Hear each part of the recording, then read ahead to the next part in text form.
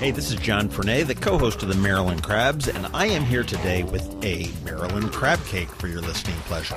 What's a crabcake? It's not quite a full episode, it's just a little snippet. Stay tuned and check it out.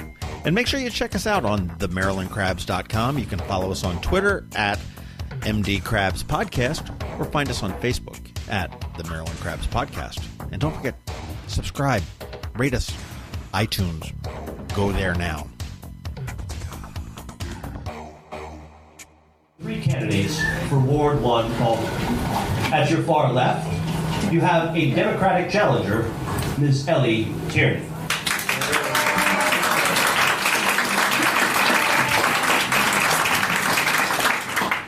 In the center, you have your incumbent, Democrat, current Ward 1 Alderman, Joe Budge.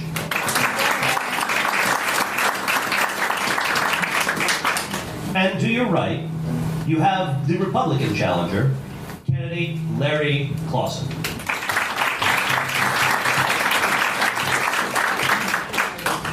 Since we have our 2-minute opening statements, we will start with Ms. Tierney, and you may commence. Oh, great. Thank you, Joe. There you are. I can see you now. Thank you all for coming out. This means a lot to the community that you're all taking an interest. And let me begin by answering the question why I chose to run for Alderman of Ward 1.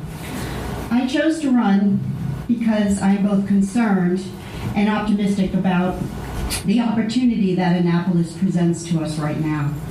We are at a critical point where we can decide what kind of downtown we want. Do we want a downtown that's just for tourists? Or do we want a downtown where we can balance the needs of both? As I've lived here, I've seen the movement to tourism. Also, there are issues such as nuisance flooding, empty storefronts, stormwater management, an inclusive community, aging population, and a safe and walkable community that we should be talking about now. Actually, we should have been talking about them for the last 4 years. We need to address these as they affect each and every one of you in your daily lives. My engineering training and my career experience in construction management has given me a pragmatic approach to address these problems. It has instilled in me a sense of urgency, but abiding by code and specifications to do the right thing. We can have a vision, all of us can have our own vision of Annapolis, but we need to bring our talents together to find out what best works for all of us. This requires community engagement, not only at the planning stage, but throughout the legislative process. I am the person to do that. I want to be your leader. As Ward 1 President, I reached out to leaders and residents and realized what an untapped resource we have, and that's all of you.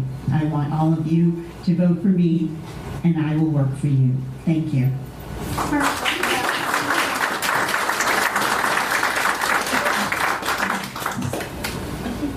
Alderman Joe Budge. Many thanks to the Inner West Street Business Association for organizing tonight's debate, and thanks to all of you for turning out and joining us tonight. In 4 years on the council, I've demonstrated real leadership with real results.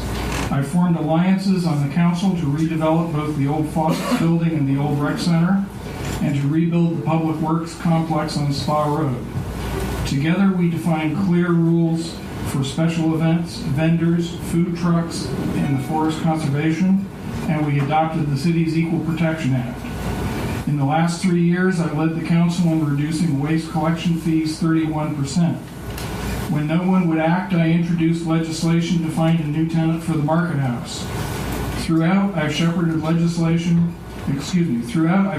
updates to residential parking districts, obtained parking passes for Bloomsbury Square, reestablished the free parking circulator, and represented Ward 1's multiple interests to the parking contractor. My record shows that I listen to you and I'm willing to do the hard work required to get the results you need from your city government. We live and work here because Annapolis is a great city. That doesn't mean we're without challenges, though. Our retail districts are under assault from the online world, and they're hampered by a zoning code that's close to incomprehensible. Parking continues to be a major concern. Status quo is not an option there. Nor is status quo an option for the flooding at City Dock and along the shorelines of our city.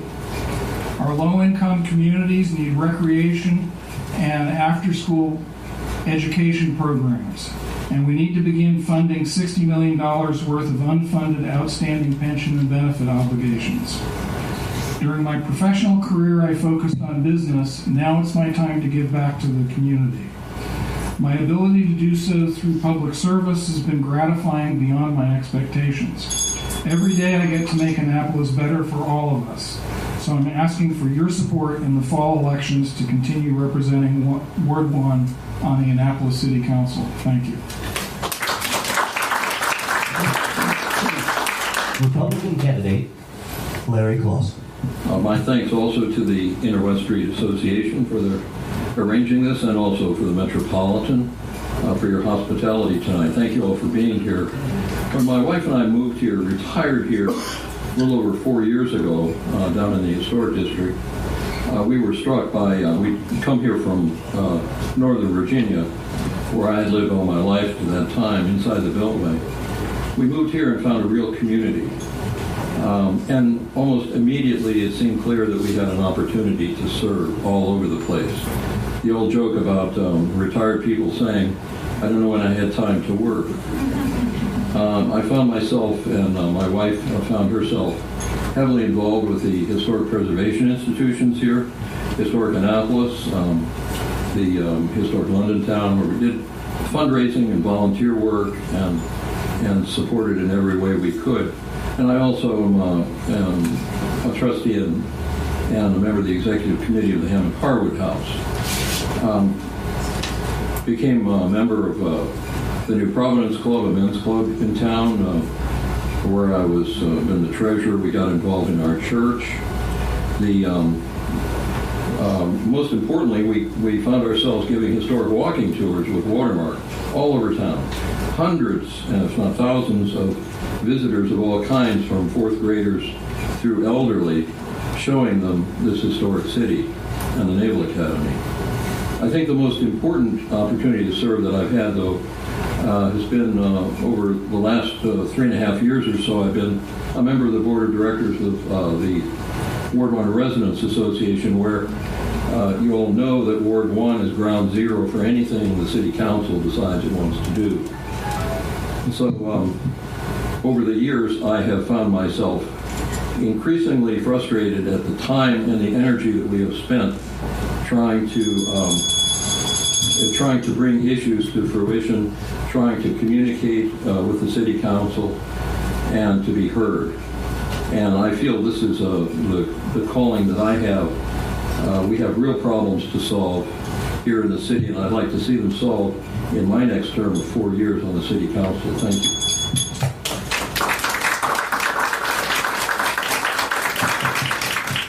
Now, ladies and gentlemen, we'll begin with the question portion of the evening with our predetermined panel questions.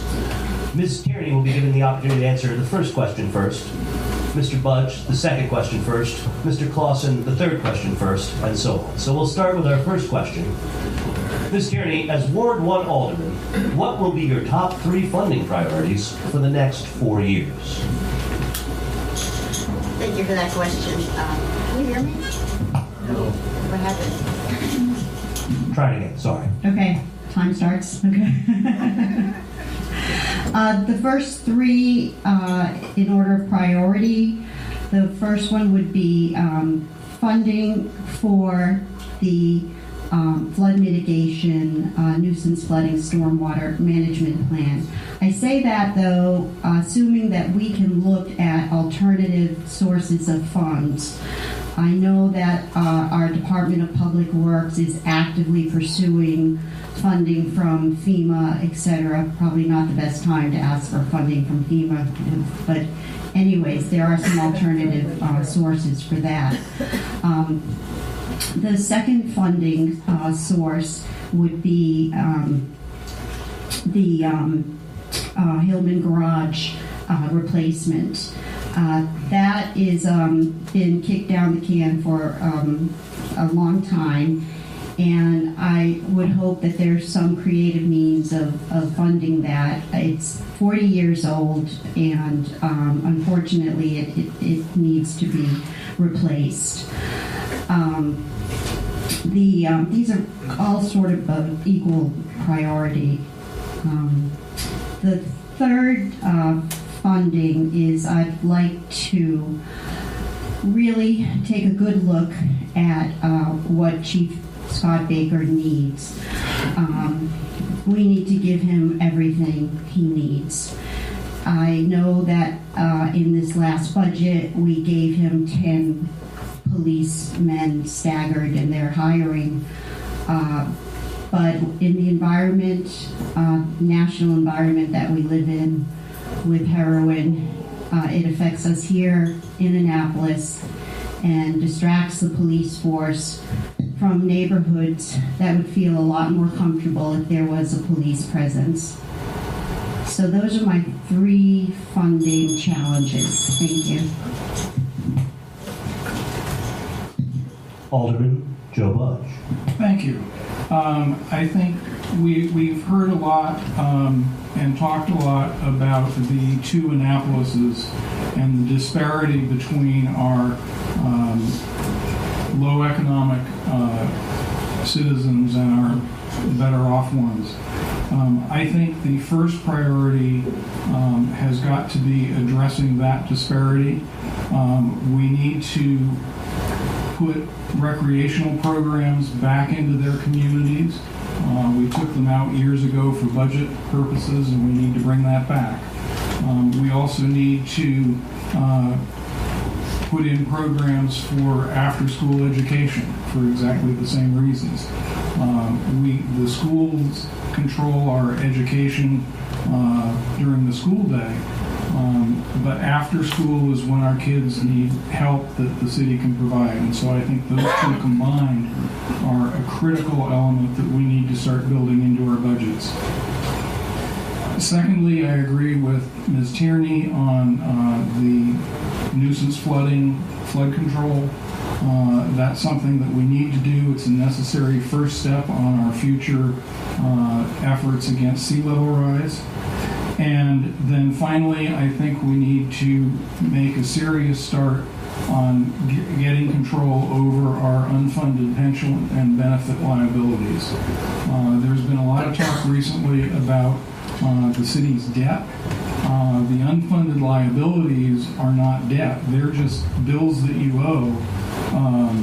The debt has the advantage of having a payment plan. We don't have any payment plan on this $60 million worth of unfunded liability. And we need to develop one before it gets out of control and becomes the elephant that ate the city council. I'm not sure that the priorities that I see for the city are necessarily a matter of funding or government spending, but having a clear vision of what we want the city to look like. And I haven't seen that in the city council or by our aldermen over the last 4 years. I see trying to fix this problem or that problem. Lord knows we've done enough studies, and I have a bookshelf with some if you'd like to borrow them. But in terms of going towards a vision, this city right now is in a stranglehold of parking and transportation problems. It affects everything, including the disposition of the people that live here. The businesses who are not just at war with the residents or in tension with the residents, but also with each other. And this has got to stop. How many years have we said that parking is the problem and it has to be solved? It keeps us from good commerce. It keeps us from developing new businesses downtown, and it divides the community. And from a visitor standpoint, we have parking lots instead of vistas of the bay. And we hired 2 years ago SP Plus to solve all of our parking problems. Does everybody feel like all of our parking problems have been solved? No, of course not. And one thing I intend to do is to see that the city follows through and solves the problem of creating the pedestrian environment that everybody wants, and I think it will improve the entire disposition of the city, as well as the economy. Related issues are the development along Main Street and Maryland Avenue as good examples. The infrastructure, the plans that the mayor has for repaving in the first part of the year next year, repaving Main Street with sprinkler system tie-ups and so forth, public safety and so forth. And these other issues will come up as we go along this evening. Thank you. Our second question will begin with Alderman Joe Budge. How would you revise the city budget in order to manage city services, specifically employee benefits and pension plans? Do we raise taxes to make it happen? Do we cut services? Do we outsource services? I think that we need to look at some combination of all of the above. The taxes, as we go along through time, we've seen that as we keep the tax rate constant, with property values appreciating, the taxes that the city raises also increase, and we've put that to good use on pensions and other benefits for our employees, as well as being able to increase some city services. We need, as we go through our labor negotiations, to involve the unions in addressing the unfunded pension liability. It's their pension, and typically in a pension program, the employee contributes some, the employer contributes some, and that's the way we're structured now. We just need to ramp up the size of the contributions. And then finally, as we have been successful with outsourcing in some cases. Our trash collection has led to some great economies. About half of our road paving and about half of our snow removal in a snowy year are also done through outsourcing. We can look for specific opportunities to make savings in those arenas. But I want to go on record early and often that I am not a fan of outsourcing the rec center. Republican challenger Larry Clausen. First of all, I would say that raising taxes is a non-starter. I'm absolutely opposed to raising taxes.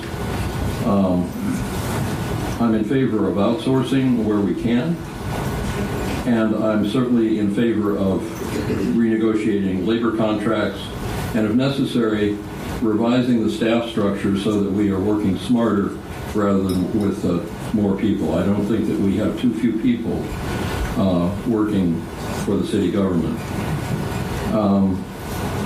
I think we can raise the level of the economy in the city, not by taxation, but perhaps by serving a couple of purposes at the same time. One is raising revenue, and the other is improving economic development downtown, for example, along Main Street. You'll probably think that the restaurants and bars and the profitable businesses that are downtown, that the city must be prospering from that. But in truth, the city gets nothing except a license fee. In the case of late night bars, it's actually a net cost to the government, to the city, because of the late night, the people that come in after hours and cause vandalism and possible bodily injury. And the whole rate structure for real estate along Main Street is skewed because of that. So what we can do is get our business partners in town to pay their fair share. They're making a lot of money. We do not collect sales tax. We collect a license fee. We collect property taxes. So just to be clear, we all want to have vital businesses in town, but they need to pay their fair share, and that could be a solution in terms of the, you might say, the carrot and stick approach to get the businesses to do the right thing in terms of vacant and abandoned properties and excessive rents. Democratic challenger, Ellie Tierney. Thank you.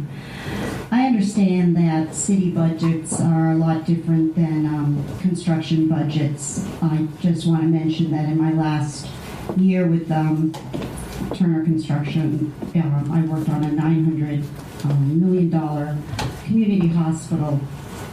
I was pre-construction manager. It was $900 million. We have approximately $100 million budget. My first approach is to put this budget in a format that we all understand so that we can identify what Alderman Budge referred to as some fixed costs, such as the union benefits.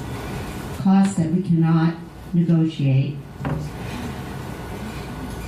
I will be committed to getting our fiscal health in order as we have postponed critical capital projects like infrastructure needs to address sea level rise and replacing the Hillman Garage, as I spoke about.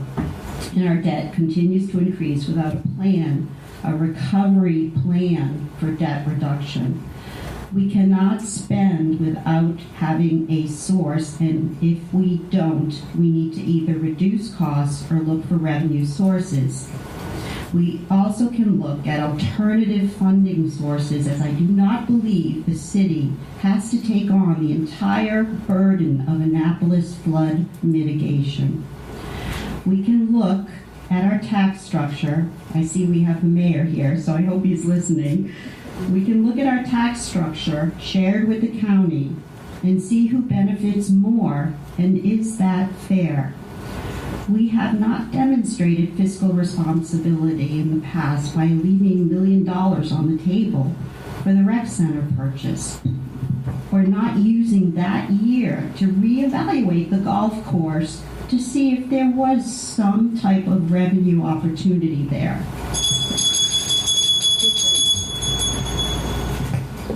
I'll skip my last sentence. The next question will begin with Republican challenger Larry Clausen.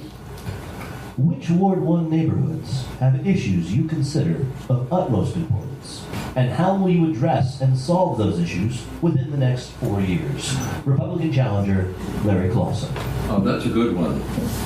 We have a bunch of neighborhoods in Ward 1, and we should have a meeting together sometime where we actually all meet each other. We have Silpana, we have Murray Hill, we have the Arts District, we have,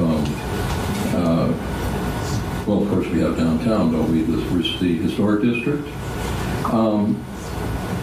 There is a feeling that particularly the Arts District out here, which is just a delightful area, there's been a narrative developed over the last year in particular, last year or so, that there is a division between us out here and us down in the Historic District.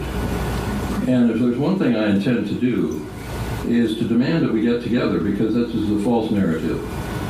We all love the same things about Annapolis.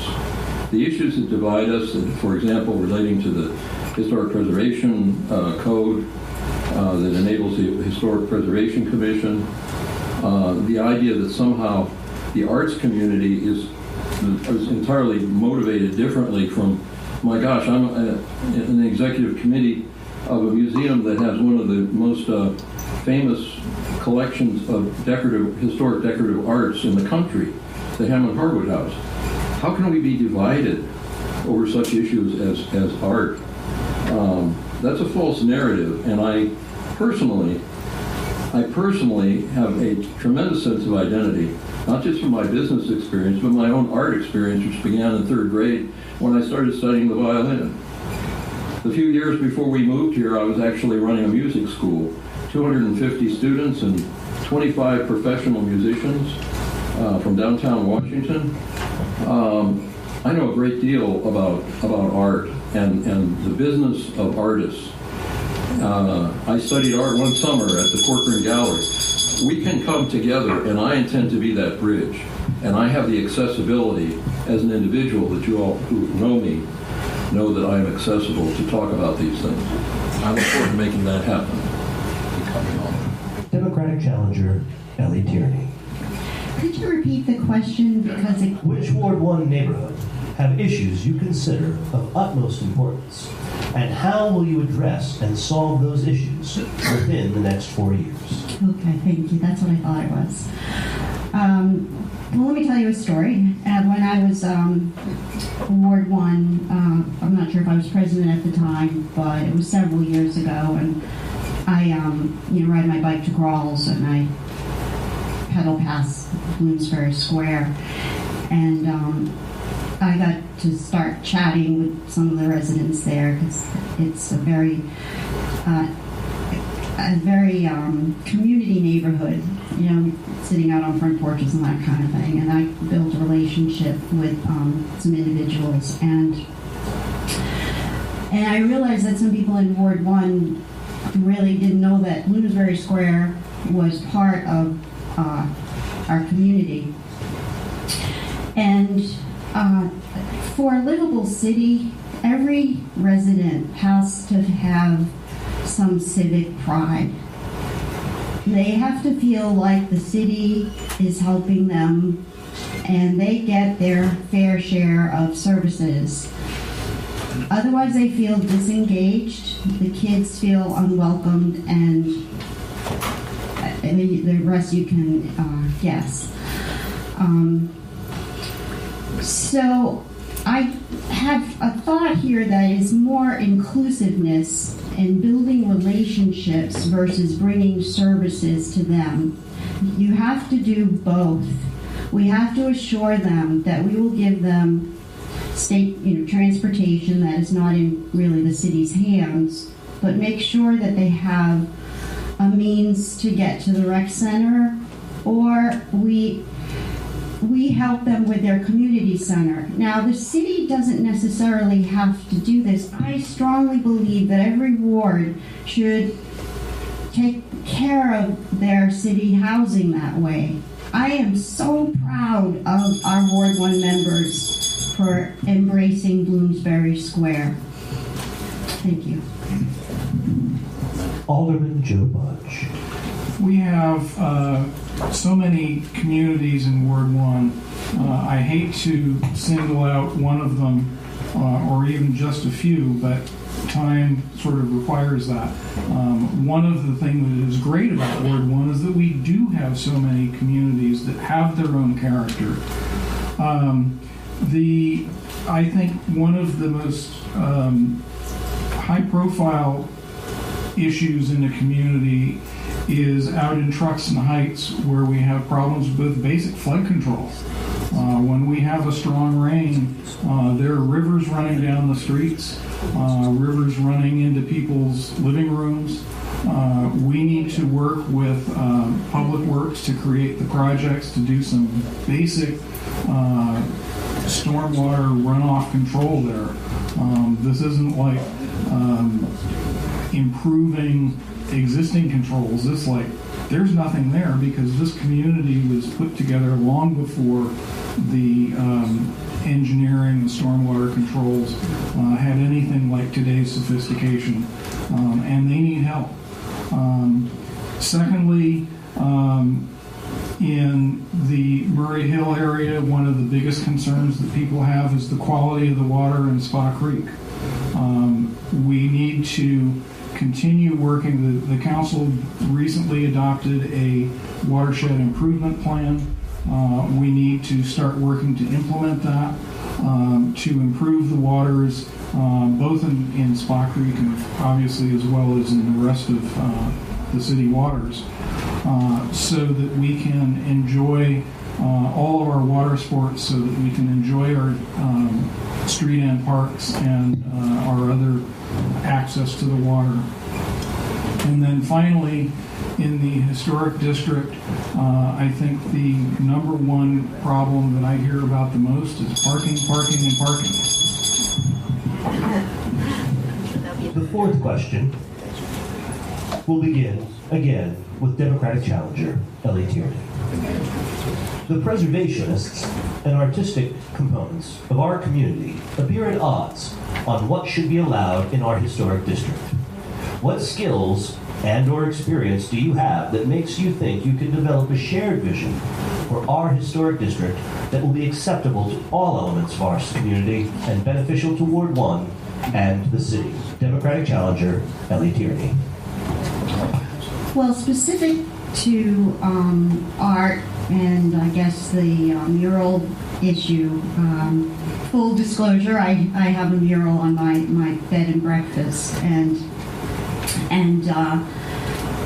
that is very emblematic of what art does to the community. It has created a very lively block, with apologies to Senator Astor, who lives across the street when everybody takes their picture there. But it's a perfect example of incorporating art in a historic district. I believe art identifies a sense of time, where we are, and there's some good examples of that.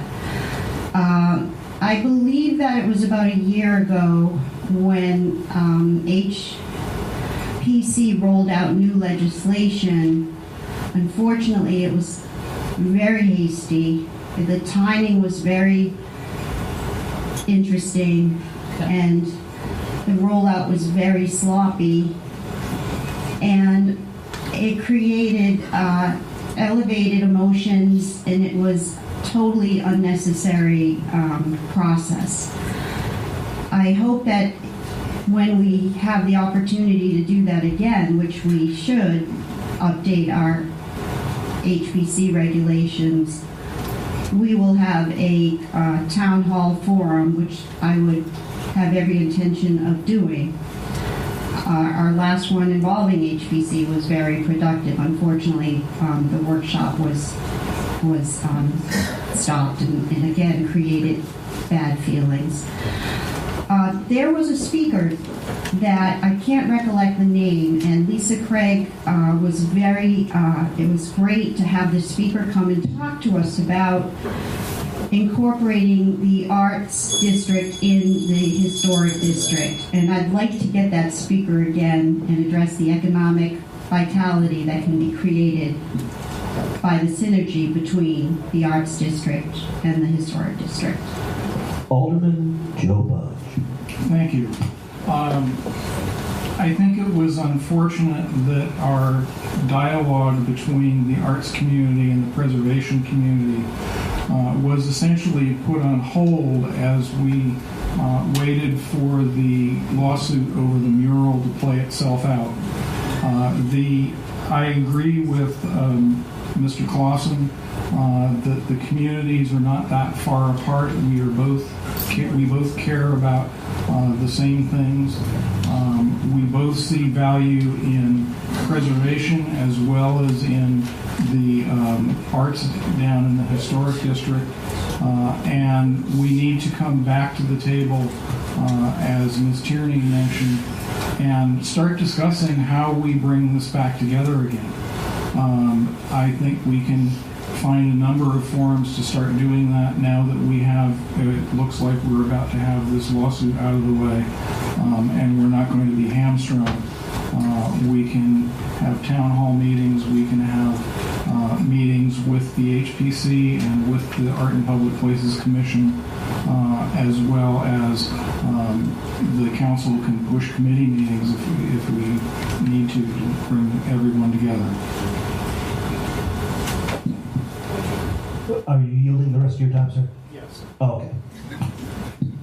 Well, I alluded a few minutes ago to my own past. I began my adult career in intelligence work, both in the Navy, the Naval Security Group, including some time out at NSA, as well as the CIA's clandestine service. I went into private business for 25, 30 years, did mostly government contracting on distributed systems.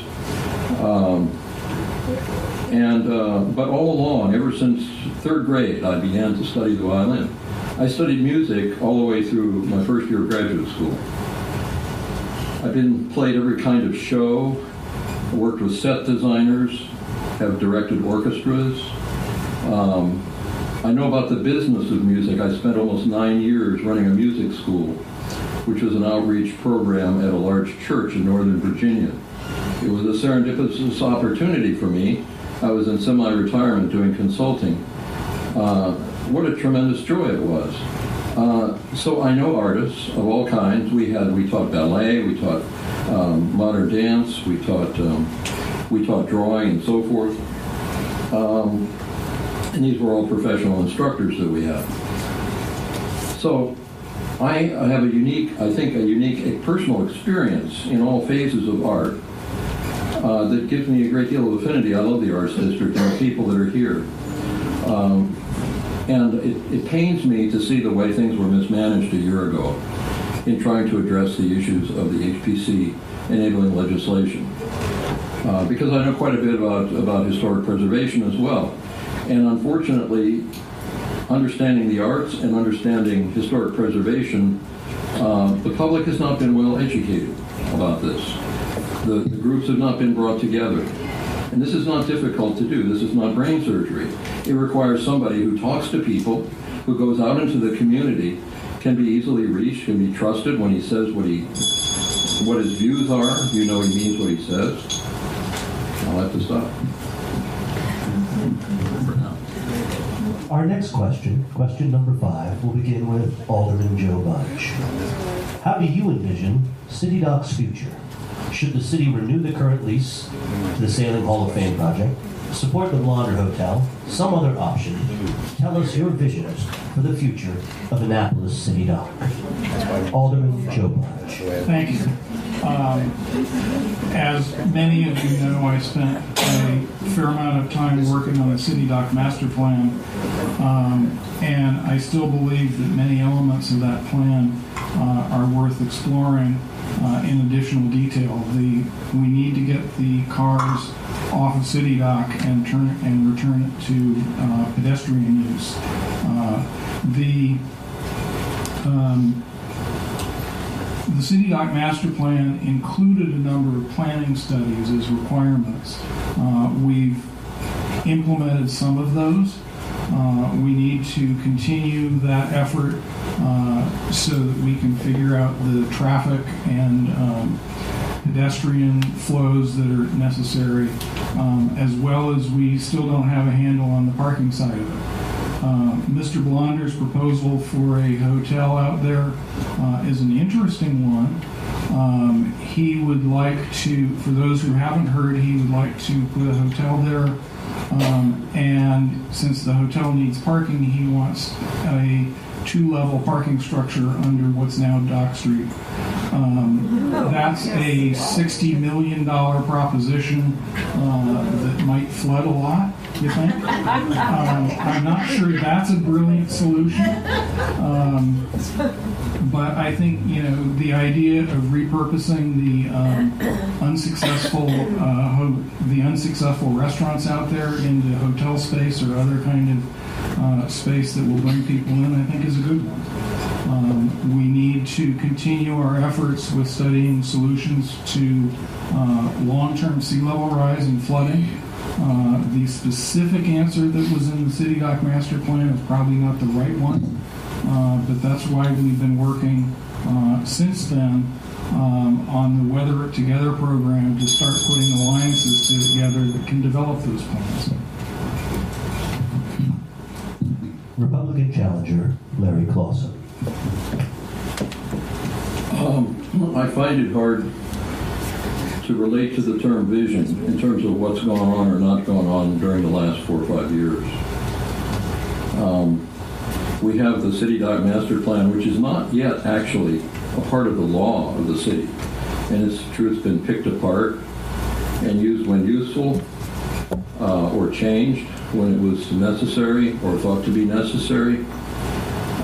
We still have the Pentagon parking lot out there, interfering with the view of the bay, notwithstanding the fact that everybody is still at odds with each other over parking.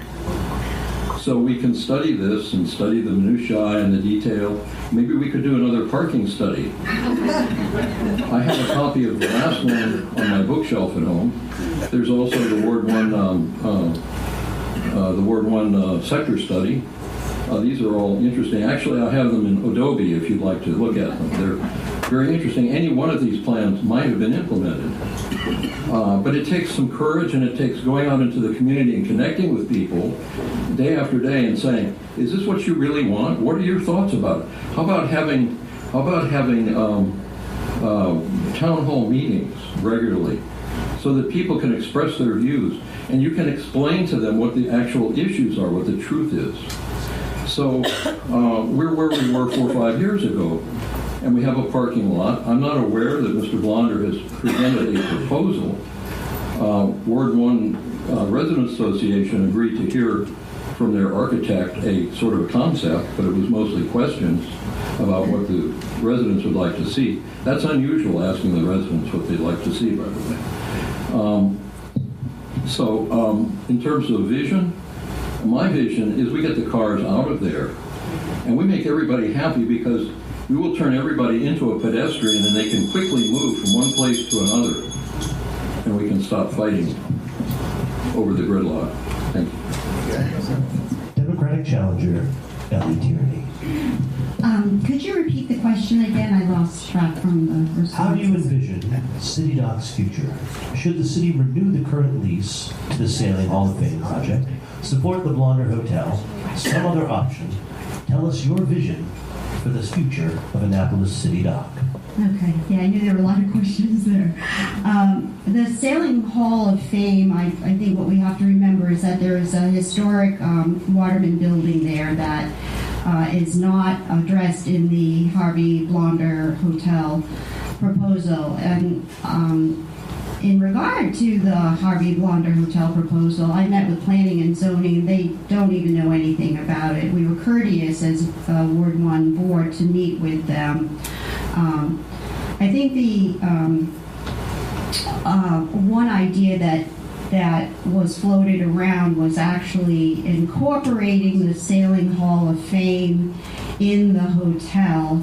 Not sure in my construction experience how you put a house in that hotel, but there's, let's just put that aside for now. I trust that this is the last year that the Sailing Hall of Fame will have an opportunity to develop a plan. It just doesn't seem, again, we met with them when I was Ward 1 president, just doesn't seem like they have the marketing push to get that done. And that's unfortunate in a way. I mean, the Sailing Hall of Fame is a pretty cool concept and a focal point of Annapolis.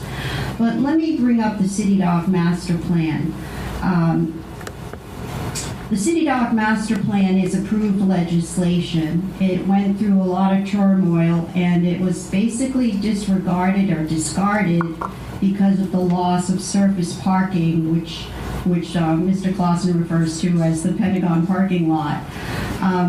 There are acceptable elements in the City Dock Master Plan that we need to work off of.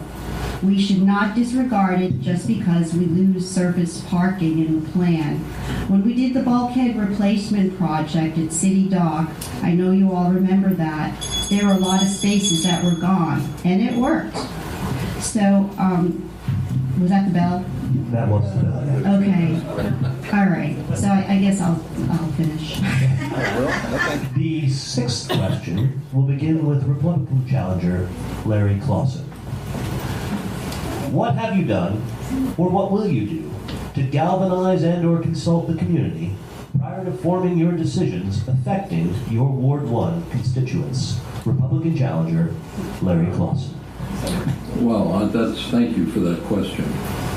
That is a wonderful question. If you don't know me, I'm sorry that we haven't met personally, but I know a great many people here. Ever since we moved in, the movers almost couldn't move our furniture in because people were stopping in front of our house to say hello and welcome us to the community. It's been that way as long as we've lived here. To not know people in this town, you have to lock yourself up in a room somewhere. This is a friendly town. And as I reviewed the activities that my wife and I have been involved in, we are always involved, all over on the street and so forth. And we spend a great deal of time, I have spent a great deal of time in connection with the Ward 1 Resident Association, because we are always caught by surprise about what's going to happen next. We read about it in the newspaper. It's horrifying, and it's taken a lot of time, and it's made a lot of residents angry because they don't understand what's going on. My slogan in my literature is it's about trust. And by that I mean you can trust me, and those of you that know me know that that's true. My mother told me that to be a good liar, you have to have a good memory, so I got rid of that at an early age because that was not going to work. You know what I think, you know why I think what I think, and I stand to be corrected. My idea of a debate is to arrive at the truth, not to win an argument. So I have as far as I'm concerned, extremely well connected in the community, and would intend to grow that connection if time permits. I mean, there are only so many hours in a day, but I am always there, and I'm always talking to people. And if you don't think that's true, ask my wife. She says I talk too much.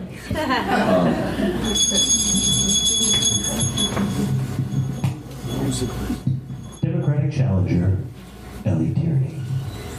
What have you done, or what will you do to galvanize the community prior to forming your decisions? Galvanize or consult the community prior to forming your decisions affecting your Ward 1 constituents. Democratic challenger, Ellie Tierney. Thank you for this question, because I think that's going to be my most effective talent in hopefully being your next alderman. When I was president of the Ward 1 Residents Association, I brought in many people to have conversations I believe we wouldn't have had before. And I discovered that there was a gap that needed to be filled of informing the residents of impending legislation and issues that affected them, as there did not appear to be a mechanism to do that. Conversely, we would hear of legislation and then hear why it was, good for us. So there was this void.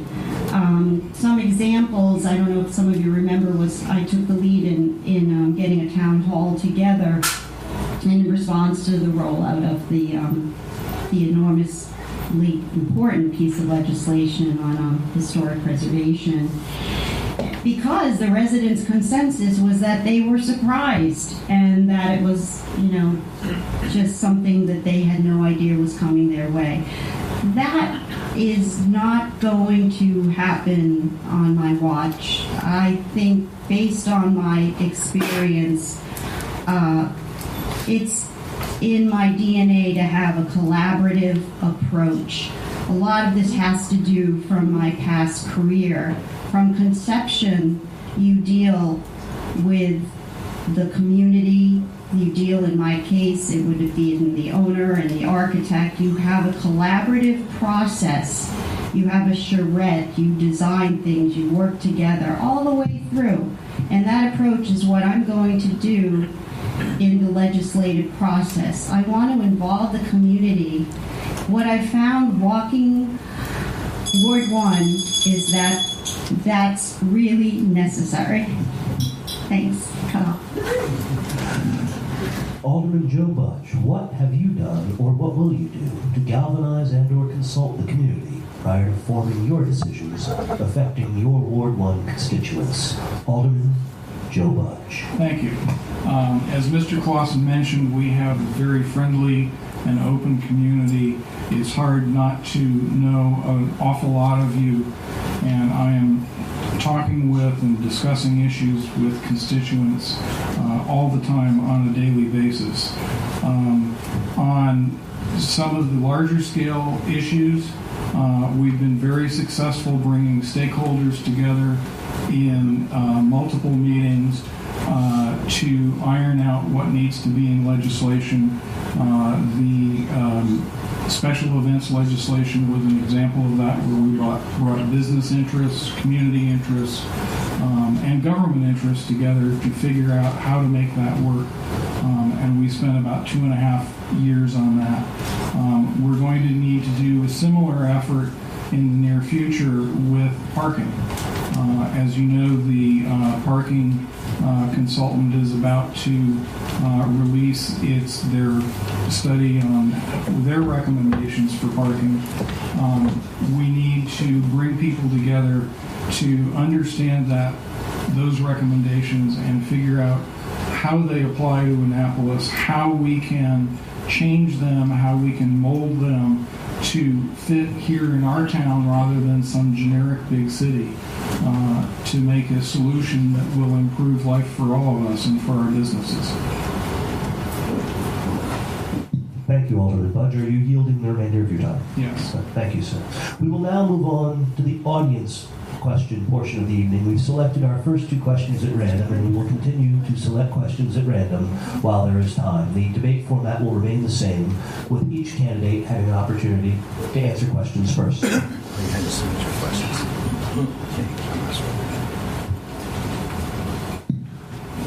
Since we're starting a new round of questioning, this first question...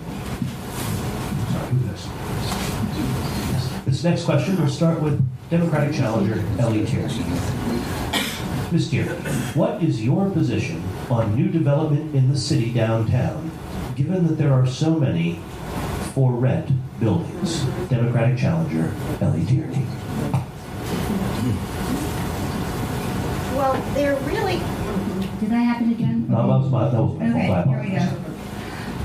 I don't know if there is a correlation between new development such as 110 Compromise Street and the empty storefronts that we see on Main Street. I think those are two different activities, or lack of a better word. So let me talk first about development in Ward 1. I think that in the last 4 years we've taken sort of the easiest path in what will drive revenue, and that was with the decision on the rec center versus allowing University of Maryland to have their university here of environmental science. 110 Compromise Street, I don't think of that as a success. I may eat my words if there's some wonderful restaurant eventually, but we talk about all these studies, and I passionately believe that a lot of study, sweat and equity on the maritime study, the comprehensive plan, the Ward 1 sector study was pushed aside to allow 2 wonderful men to develop this building into whatever it will be, to change the maritime zoning. That stuff you just don't do, without really thinking about the effect down the road. Eastport will be next when potentially tweak the maritime zoning. That stuff's pretty sacred, at least I believe so. Development in Ward 1 is along Spa Road is creating a lot of erosion that when you meet with the residents on Silipana after a rainy day, their backyards are mud. One resident even put in some gravel so that they wouldn't get that runoff from the developments that are coming across Spa Road. I guess I probably took too long. It's all right. All right. Alderman Joe Budge, what is your position on new development in the city downtown, given that there are so many for-rent buildings? Alderman Joe Budge. I think the issue of vacant and for-rent buildings downtown is symptomatic of a bigger problem that we need to address. The when you talk to potential businesses, when you talk to other folks outside of Annapolis, we have a reputation as an impossible city in which to do business. We need to tackle that head on, and I think the first place we need to start with is our zoning code. Our zoning code, most of you are familiar with telephone books. The entire city code fits in 2 books that are about the size of telephone books. One book is our zoning code. The entire rest of the city code is in that other book. The zoning code is so convoluted and crazily interwoven, it's almost impossible to understand if you don't have a secret decoder ring. And we need to make our code understandable to people who want to come here and want to do business and want to figure out how they can get along. We can't continue to throw obstacles like this in people's faces and expect them to come down here and do business or open shops or anything else. So that's kind of one of my main thrusts over the next 4 years. And then secondly, I think development downtown, we are mostly built out. There are very few opportunities for further development within the ward. And as long as we do them in a context that whatever does come along is within a context that respects our community character, I think it's probably a good idea, but these things tend to be sort of bubbled up by private investors or developers. Republican candidate Larry Clausen, what is your position on new development in the city downtown, given that there are so many for-rent buildings? Republican challenger Larry Clausen. That's an excellent question. First of all, I would like to disagree with another speaker that actually it used to be that the process of getting permitting and so forth was a nightmare. And I knew vendors myself who could not deal with the city and wouldn't even try. That all came to a dramatic change a couple of years ago when the mayor reorganized the city. It was an important change, and I wrote a guest column in the paper about it, applauding the government for doing this. And it'll be on my website as soon as I finish getting my website up, which I'm told will be another day or two, but please look for it there. But let me tell you what the real problem here is on Main Street. Let me tell you a story and follow it because I only have about 1.5 minutes. The rents, much of the property is owned by a couple of landlords who control a great deal of the property. They raised the rents to a very high rate because they got permission a couple years ago, several years ago, to keep their bars open until 2 in the morning. Actually, it's later than that. After which time, and people come in from out of town to drink, and they make a lot of money on drinking. So they can pay exaggerated rates. So that skews the rates of rents all up and down Main Street. Okay, so why don't they lower the rent so that they can rent that other property that's vacant?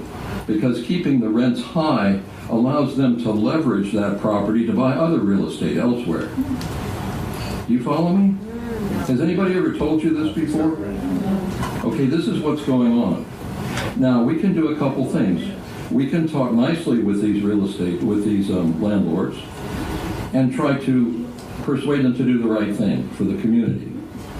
And I think in many respects, they think that they are doing the right thing. Or we can put pressure on them and make it to their financial advantage and to our tax advantage to do the right thing, one way or another. And I intend to do that. I intend to lead the City Council to do that. Our next question, we will begin with Alderman Joe Budge.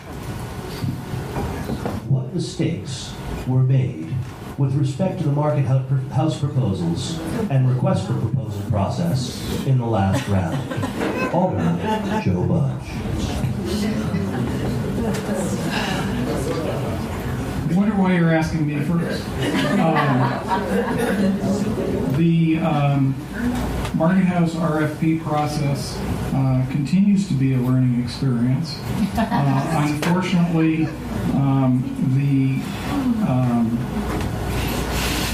we weren't able to start on it as soon as we might have liked. Which compressed the time frame because of our election cycle.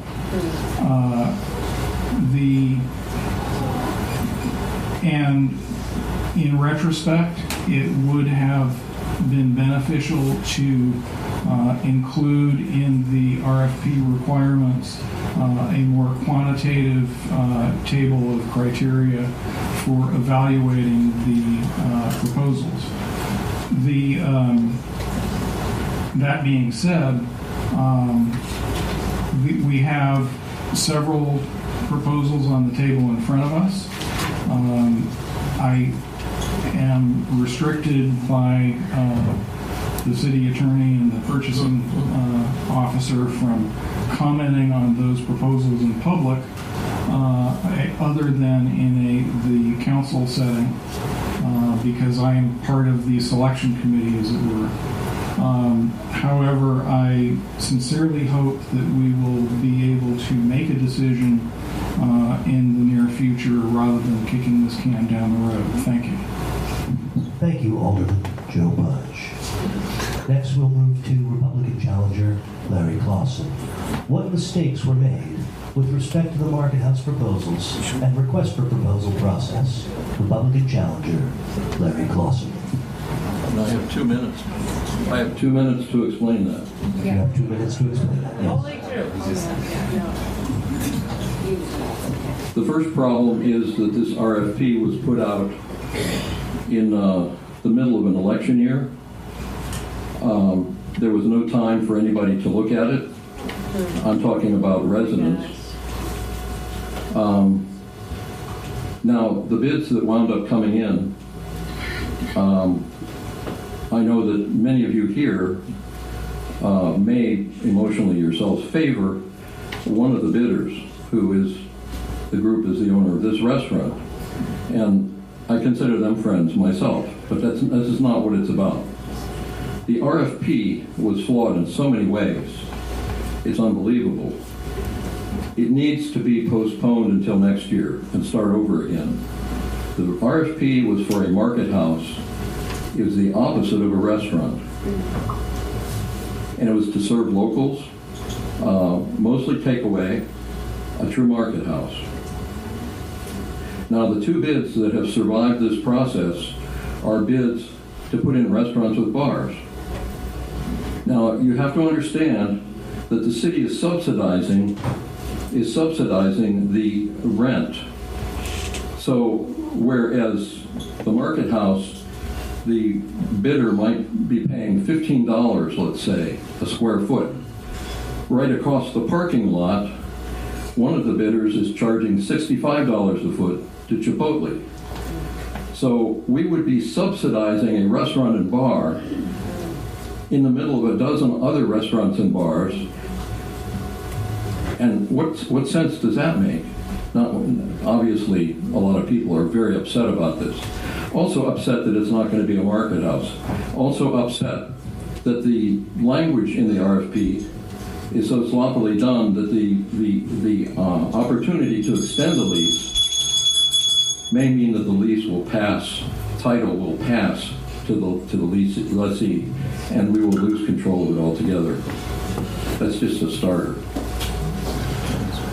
Democratic challenger Ellie Tierney. What mistakes were made with respect to the Market House proposals and request for proposal process? Democratic challenger Ellie Tierney. Okay, I know Alderman Budge spoke previously about developers getting dismayed about working in Annapolis. Well, this Market House RFP process, as well as the Rec Center RFP process, for those of you with RFP is request for proposal, were both emblematic of what not to do in issuing a request for proposal. I know everybody can play Monday morning quarterback here, but when I heard that this was going to come out in an election year and Alderman Budge had talked to his constituents apparently and knew what we all wanted and issued this 90-page RFP in the 11th hour when we knew for 4 years that this market house was a failing proposition. It was very unfortunate. I knew that we were setting ourselves up for failure. Also, as an aside, this is Annapolis, Maryland. It's the capital of Maryland. And when I was Ward 1 president, we had an idea. We knew Market House was failing. We knew the track record. We were going to call in major developers from Baltimore and bring them in and talk about how we can make this work. I don't think we should sell ourselves short and just not go out to, give it time, write a good RFP, and bring, have some more input. This is not anything with the two local propositions against them. It's just that I just think we should elevate our reputation a little bit more. As far as the process, it's flawed because you don't have a date that you're going to decide, and then you, at that date, tell the bidders that you're not going to decide. In my world, that's called an amendment. They had 2 working sessions to discuss. Oh, the bell's ringing. It was flawed, and it's very unfortunate, and hopefully it won't get into legal action. Thank you. Under the rules of the debate, because Alderman Budge was mentioned by name in Ms. Kearney's response, I must offer him a 30-second opportunity for rebuttal unless he chooses to yield his time. Alderman Joe Budge. I would simply like to say that contrary to one of the speakers, there are 3 bids still on the table, and I think all 3 bids are potentially viable. And we owe it to the bidders to make a decision on it. Thank you. Thank you, Alderman Budge. We will begin our 3rd audience question with Republican challenger Larry Clausen. How do you stand as to increasing sprinkler requirements? Republican challenger Larry Clausen. Thank you. I'm entirely in favor of it. There are about 250 sprinklers, I think, active along Main Street. I'm not sure what the actual number is, but there are a whole bunch of sprinklers that have not been attached. And the plan is next year, ending before the boat shows start, that we will be repaving Main Street and putting sprinkler taps all along both sides of Main Street for the benefit of the businesses there. So first of all, this is an important safety issue. Second of all, it solves the problem of these landlords doing the right thing and making upper levels of their properties available for useful rent if they choose to do the right thing. And I expect that the City Council will make them want to do the right thing. So I think the sprinklers are an excellent idea. They're long overdue and are a question of public safety, first of all, and also economic development. I yield the rest of my time. Thank you, Republican challenger Larry Clausen. Democratic challenger Ellie Tierney. How do you stand as to increasing sprinkler requirements? Democratic challenger Ellie Tierney. Well, full disclosure, I'm on the Sprinkler Initiative Committee, which was a result of the Yacht Club fire. There seems to be a pattern when there is a horrific fire that people get together and say we should do something about this. I'm very subjective about this. I feel that if you are in the historic district, it is our livelihood. If we lose our historic district, we really don't have anything other than the academy that is a given, if you will. And there happens to be a problem. It is and I learned this yesterday actually at the meeting, is that the burden of the sprinkler distribution is on the business, not so much the building owner. The building owners on Main Street, which can be absentee owners, can basically just have not do anything for the tenant, and then they put it in the lease that the tenant has to do the sprinkler distribution. So that's that's difficult to overcome. But here's the deal, here's the facts, that we only have about 35% of our historic structures downtown protected. And we are opening up Main Street, and we are running out the stub outs to the curb line. So the bulk cost of the sprinkler renovation will be bringing it from the curb, and then putting in the standpipe if they don't have it, and taking it up to the second floor. What you have to think about here is, what is our objective? And my vision is to have the second floors of our buildings downtown to be occupied. To do that, we will need sprinkler systems. And let me just tell you about a model building, I believe, downtown. It's the Cocapelli building. That is a storefront with an occupiable apartment upstairs, fully sprinkled. And the owner of that building realized the long-term revenue he was going to make by that initial cost of putting in that sprinkler line. That is the role model all of the building owners should have downtown. Incumbent Alderman Joe Budge. Yeah, I join my colleagues in being enthusiastically in support of additional sprinklering in the historic district. I was here and watched the Star of India fire. We've been here for the Zachary's fire, the Cocapelli fire. We had a fire on Maryland Avenue in the smoke shop right behind my house. We have a very good understanding of how vulnerable we are and the impact on our historic district if we burn it down. The city needs to work on a carrot and stick approach.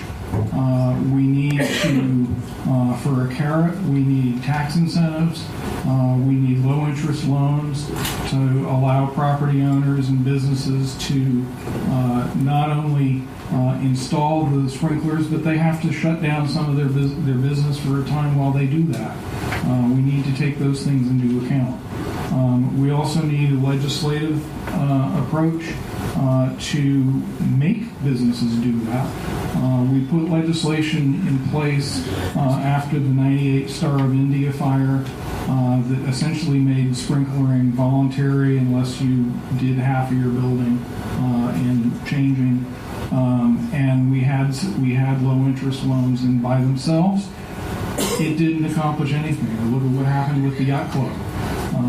They were eligible for those kinds of incentives when they rebuilt their facility, and they chose not to do anything about sprinkling their building. So it's time to get on with it, both with carrots and sticks. Thank you, Alderman Budge. The next question will begin. Oh, I'm sorry, it's not yet the next question. Yes, the next question again, we will begin with Democratic challenger. I'm sorry, I've lost my place here. 1, 2, 3. Yes, this does begin Democratic challenger Ellie Tierney, because this is the fourth audience question. The change to privatizing residential parking has not worked out so well. What are your thoughts regarding residential and so-called city lots that have been subcontracted out? Democratic challenger Ellie Tierney. Well, I guess the answer to that is if you support entrepreneurs. I applaud him, but I think the irony is that we put a lot of money invested in this private company, SP Plus. It's a $10 million contract over 10 years. So I don't believe, in spite of our angst with this company, that we have any recourse with them as far as terminating their contract. I believe they're evaluated every year, and there's a performance matrix, which I think you all can guess is based on the revenue that they make. As Alderman Budge said, they're coming out with a final study. I bet most of you didn't know that. They're going to come out with a study that's going to tell us their recommendations.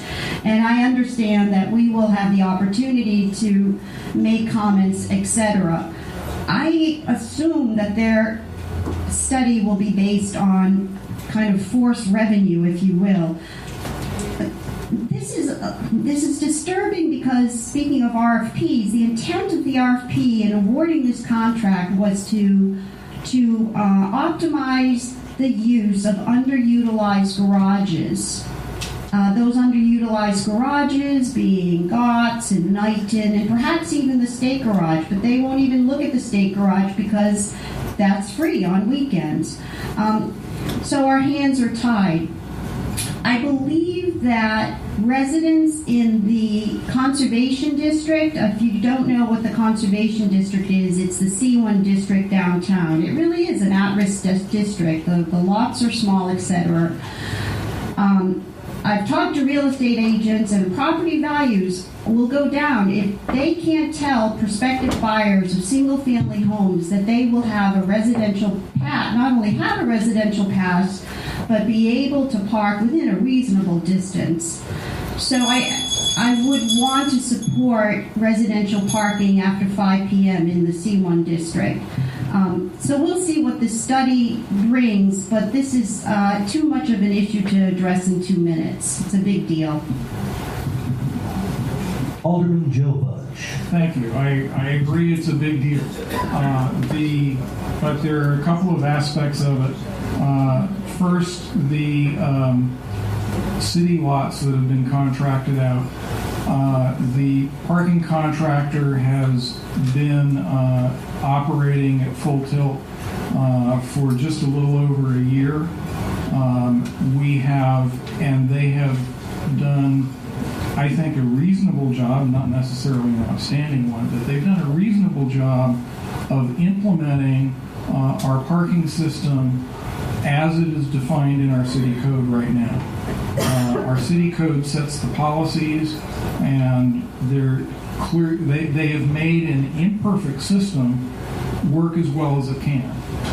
Looking forward, we need to fix the parking system, which means we need to fix our parking policies and practices so that it can work better for all of us. The private lots that have been contracted out, I think, are a different question. Again, we have entrepreneurs that are trying to provide parking. I have no problems with entrepreneurs trying to do that.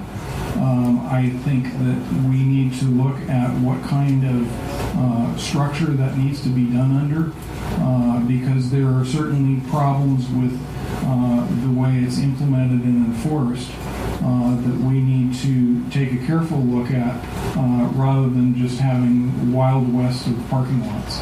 Thank you. Thank you, Alderman Budge. Republican challenger Larry Clausen. The change to privatizing residential parking has not worked out so well. What are your thoughts regarding the residential and so-called city lots that have been subcontracted out? Republican challenger Larry Clausen. In terms of private lots, I think I encourage, personally my view is that we should encourage private lots, and if we need to somehow regulate that in some way, and I hate to use the word, perhaps that's appropriate. I know that we disallow them using what you call the booths on cars. There's a natural resistance in our city to enforce parking to begin with. So even if it's on your own property, I guess that came through. But if it's their private property and they want to rent parking spaces, I don't see why the city in any way should interfere. As far as the SP Plus contract, they've been here for 2 years. Does anybody feel like parking is improved? Yeah. Yes. You do? Yes. That's very good. Anybody else? It's like changing the deck chairs on the Titanic. We're going to adjust the fine over here. We're going to put meters over here. We're going to allow 3 hours over here and 2 hours over here. None of that solves the fundamental problem that we want to have a pedestrian community. The stores want it. That's what they really want. They want people to move about, whether it's their employees or whether it's their customers. And they're divided over which they want to be able to park, to be close. But the point is that we need to solve the transportation problem within our city, within the downtown area, so that people don't think twice about coming downtown. And they know that they're not going to have to wait more than a couple minutes to step on a small van and go wherever they want if they don't feel like walking a longer distance. We need to have a vision, not fix a parking problem that we've had for years and years.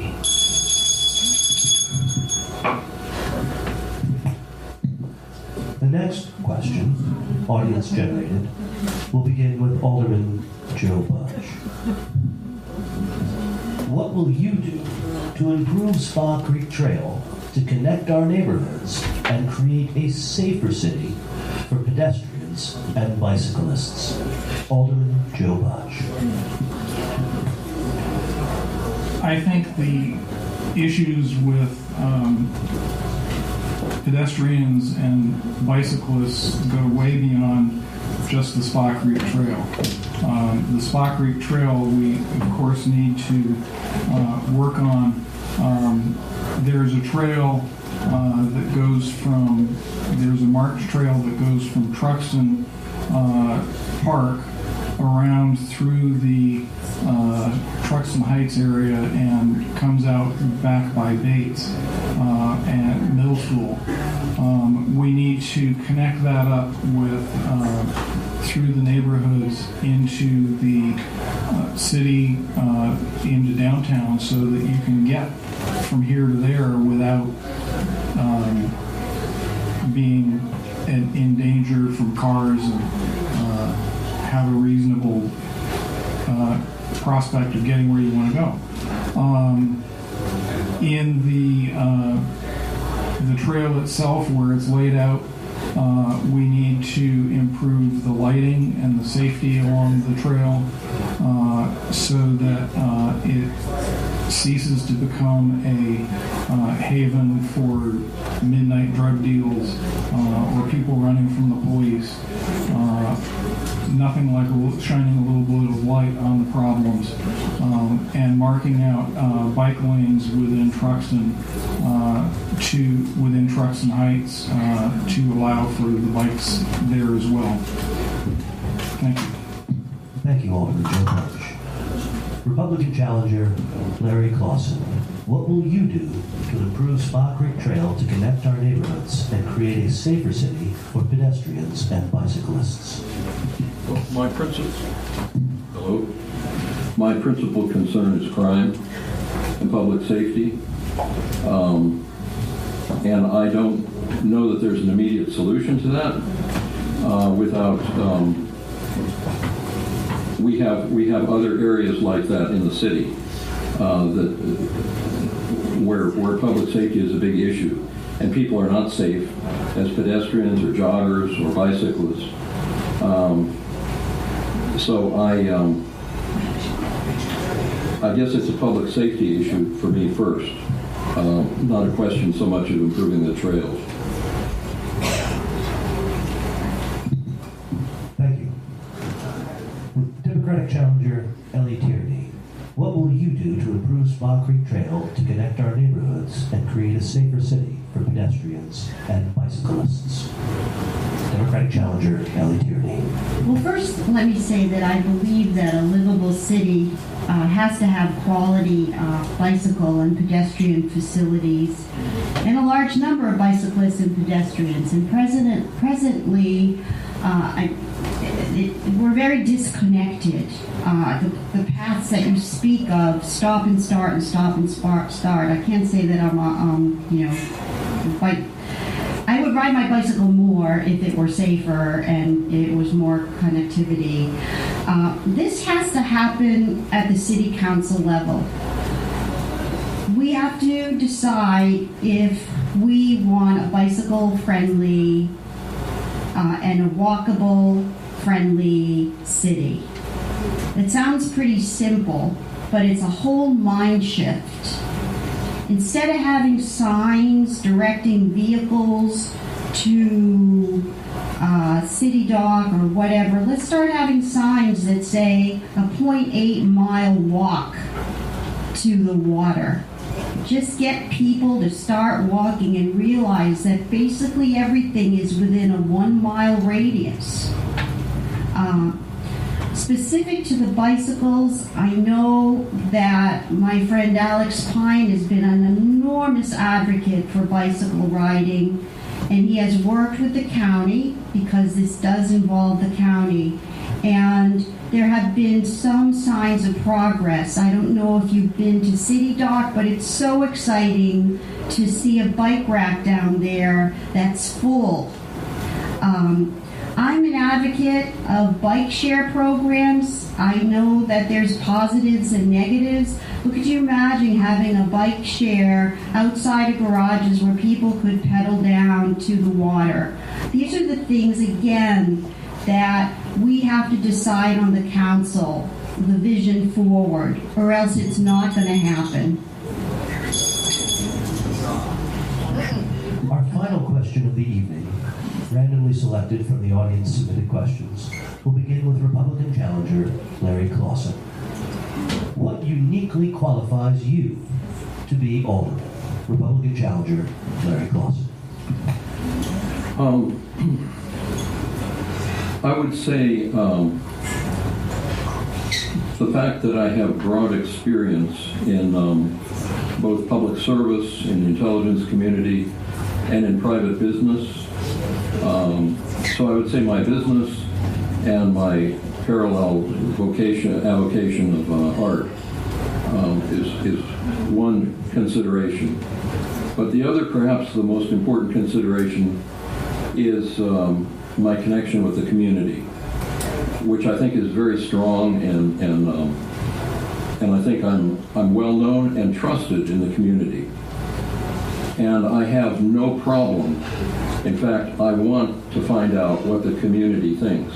And this would be something new in Ward 1. By the community, I don't mean just certain businesses or certain high contributors. I'm talking about residents, a term you rarely hear. So I feel connected with the community, and I believe that I know how to bring people together. I think that's been demonstrated throughout my career, and certainly in my few years here in Annapolis. Those are the two important things I think that I bring to the table. Thank you, Republican challenger Larry Clausen. Democratic challenger Ellie Tierney. What uniquely qualifies you to be an alderman? Democratic challenger Ellie Tierney. Well, Is that my own? I spoke of some of this in my opening statement, but let me just reiterate. I have a civil engineering degree, and in the course of doing that, I chose, I was ahead of the curve in taking sustainable built environment courses, urban design, historic preservation, and then I chose to work for a construction management company. And I bring those up because I am an avid reader of sustainable design. Jane Jacobs, if anyone knows her, livable streets and sidewalks. It's my passion, and I want to bring that into this job. I know that I can. The stars almost aligned in me being here at the right time. I remember I took a grad course and we went to Annapolis and looked at the Hollander Wall to see if it would be recoverable. I never knew I'd be back here 15 whatever years later asking to have your vote. As far as my experience in my career, again, I spoke of having that programmatic effort, collaborative effort, bringing people together. I know that I demonstrated that on multiple occasions being Ward 1 president. I love this community. It's hard to run against these gentlemen that are so well respected in the neighborhood. It is very hard. This was a tough decision for me to make. But I know, with due respect, that I'll do a good job. And in closing, I ask you for your support and your vote, and together we will implement our vision for Ward 1. Thank you, Democratic challenger Ellie Tierney. Incumbent Alderman Joe Budge, what uniquely qualifies you to be alderman? Thank you. I think I touched earlier in my opening remarks on my experience on the council and my ability to achieve practical results for our community. My background includes in a business school, environmental sciences, and a lot of work in software development. In development, I was in charge of project teams bringing together disparate groups with disparate interests, figuring out how to get them all to work together to design products for the consumer market, and quite successfully. These are some of the same skills that you use working on legislative solutions. Also working in large organizations, I developed the skills to work in a bureaucratic organization and get results. These skills are directly translatable into working with City Hall and achieving results for my constituents. I think that a combination of my experience, my work in bringing people together, my understanding of finance, gives me a good leg up on understanding what needs to be done on the City Council and in the City government. Thank you. Thank you, Alderman Joe. That concludes the question portion of our evening. We will now have a final chance for each candidate to give a 1-minute closing statement. We will work backwards from where we started with the opening. And so the first person to give the 1-minute closing statement will be Republican challenger Larry Clausen. Thank you very much. Thank you very much. And thank you again for being here and the hospitality of the Inner West Street Association and Metropolitan. Jody, thank you. I love this community. I'm connected throughout it in many ways. And I want to be your alderman for no other reason that it's an opportunity to serve and make use of what I've learned over the last 3.5 years about the problems, the fundamental problems that we have in the city, and realizing that these problems can actually be solved. They do not require lots of studies. They don't require lots of minutiae. What they require is vision and the political will of the City Council. And it'd be my privilege to provide that kind of leadership on the City Council and to you as constituents to make sure that you're fully informed and to make sure that I'm fully informed about your views, and I ask for your vote. Thank you so much. Alderman Joe Budge. Thank you, Joe. My campaign is based on 3 elements: community, experience, and balance. The Ward 1 is an interesting and fascinating tapestry of different communities. Part of the job of alderman is to make sure that every voice in all of the communities is heard and represented down at City Hall. That's part of the reason why I supported the Equal Protection Act, and something I will continue to strive towards making sure we implement. I've described my experience already, and then in balance, the city government doesn't run on extremes. We have different points of view on the council, different points of view in our community, and we need to, as we bring these voices together, we need to find out and find ways to bring balance to the conversations and give everyone a chance to have a voice. Thank you.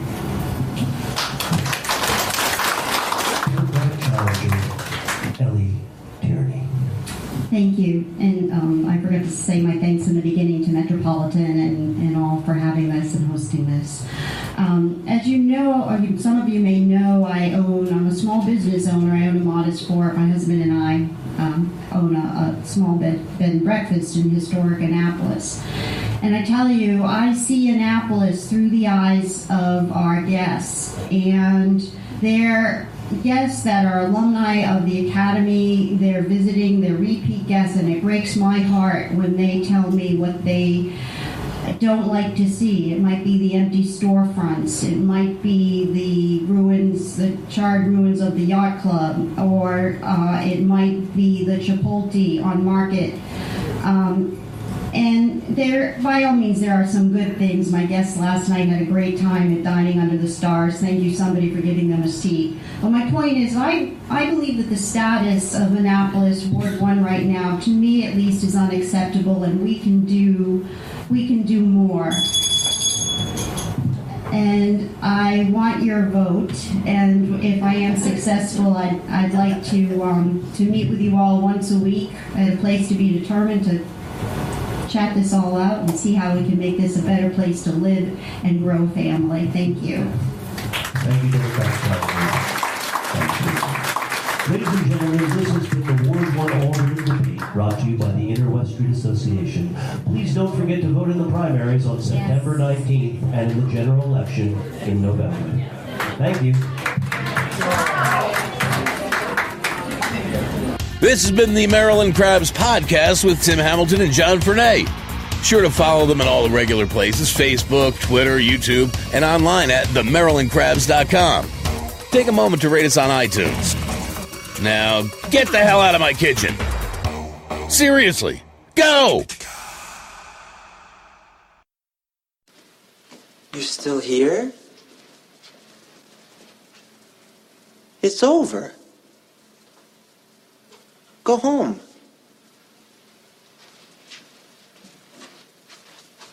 Go.